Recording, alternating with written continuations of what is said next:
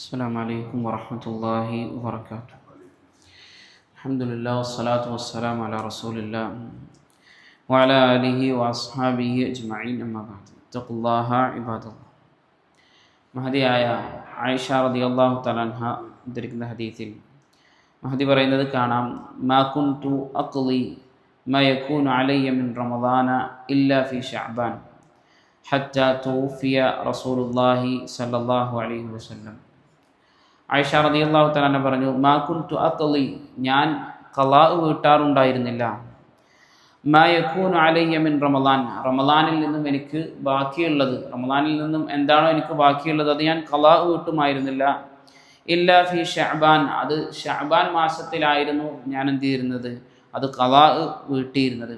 ഹത്താ തുവഫിയ റസൂലുള്ളാഹി സല്ലല്ലാഹു അലൈഹി വസല്ലം, നബി തങ്ങൾ സല്ലല്ലാഹു അലൈഹി വസല്ലം ഈ ലോകത്തോട് വിട പറയുന്നത് വരേക്കും ഞാൻ എൻ്റെ നോമ്പുകളെല്ലാം നോറ്റു വീട്ടിയിരുന്നത്, റമളാനിൽ നഷ്ടപ്പെട്ടു പോയ നോമ്പുകളൊക്കെ നോറ്റു വീട്ടിയിരുന്നത് ഷഅബാനിലായിരുന്നു എന്ന് മഹദിയായ ആയിഷ റളിയല്ലാഹു തആല അൻഹ പറയുന്നതായിക്കൊണ്ട് കാണുവാൻ സാധിക്കും. നമുക്കറിയാം, നമുക്കൊക്കെ പല കാരണങ്ങൾ കൊണ്ട് എന്ത് ചെയ്യും, നോമ്പ് നഷ്ടപ്പെടാറുണ്ട്. ചിലപ്പോൾ രോഗമായിരിക്കാം, അതല്ലെങ്കിൽ യാത്രയായിരിക്കാം, അതല്ലെങ്കിൽ സ്ത്രീകളെ സംബന്ധിച്ചിടത്തോളം ആണെങ്കിൽ അവർക്കുണ്ടാകുന്ന മാസത്തിലുണ്ടാകുന്ന അവരുടെ ഹൈദും മറ്റു കാര്യങ്ങളൊക്കെ ആയിരിക്കും. പല കാരണങ്ങൾ കൊണ്ട് നോമ്പ് എന്ത് ചെയ്യാറുണ്ട്, നമുക്ക് നഷ്ടപ്പെടാറുണ്ട്.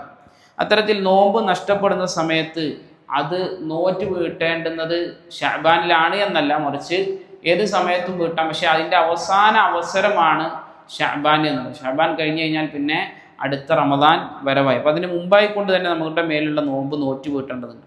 ഈ നോമ്പ് ഒഴിവാക്കുന്നത് കാരണത്തോടു കൂടിയാണ് എങ്കിലും അതുപോലെ തന്നെ കാരണമില്ല എങ്കിലും അവിടെ നോറ്റ് വീട്ടുകയാണ് വേണ്ടത്. അവിടെ യാതൊരുവിധ കഫാറത്തും ഇല്ല. റമദാൻ മാസത്തിൽ നമുക്കൊരു നോമ്പ് മിസ്സായി, ആ നോമ്പ് എന്ത് ചെയ്തു, അടുത്ത റമദാൻ വരുന്നതിന് മുമ്പായി കൊണ്ട് നമ്മൾ എന്ത് ചെയ്യണം, അത് നോറ്റ് വീട്ടുകയാണ് വേണ്ടത്. അത് കാരണത്തോടു കൂടി നമ്മൾ ഒഴിവാക്കിയതാവട്ടെ, അതല്ല യാതൊരുവിധ കാരണവും ഇല്ലാതെ ഒഴിവാക്കിയതാണെങ്കിലും അത് നോറ്റ് വീട്ടിയാൽ മതി. ഇനി ഒരാൾക്ക് കാരണമുണ്ട്, പക്ഷേ ആ റമദാൻ കടന്നു പോയി കഴിഞ്ഞിട്ടും എന്ത് ചെയ്യാൻ കഴിഞ്ഞിട്ടില്ല, അയാൾക്ക് നോറ്റ് വീട്ടാൻ സാധിച്ചിട്ടില്ല. അപ്പോൾ ഉദാഹരണം പറയുകയാണെങ്കിൽ, കഴിഞ്ഞ റമദാനല്ല, അതിൻ്റെയും മുമ്പത്തെ റമദാനിലുള്ള കുറച്ച് നോമ്പുകൾ മിസ്സായിട്ടുണ്ട്. പക്ഷേ മുല കൊടുക്കുന്നതുമായി ബന്ധപ്പെട്ടുകൊണ്ടോ അല്ലെങ്കിൽ രോഗവുമായി ബന്ധപ്പെട്ടുകൊണ്ടോ അങ്ങനെ എന്തെങ്കിലും കാരണം കൊണ്ട് അടുത്ത റമദാൻ വരേക്കും അയാൾക്ക് എന്ത് ചെയ്യാൻ കഴിഞ്ഞിട്ടില്ല, നോമ്പ് നോറ്റ് കൂട്ടാൻ കഴിഞ്ഞിട്ടില്ല. കാരണമുണ്ട്, കാരണം ഇല്ലാതെയല്ല.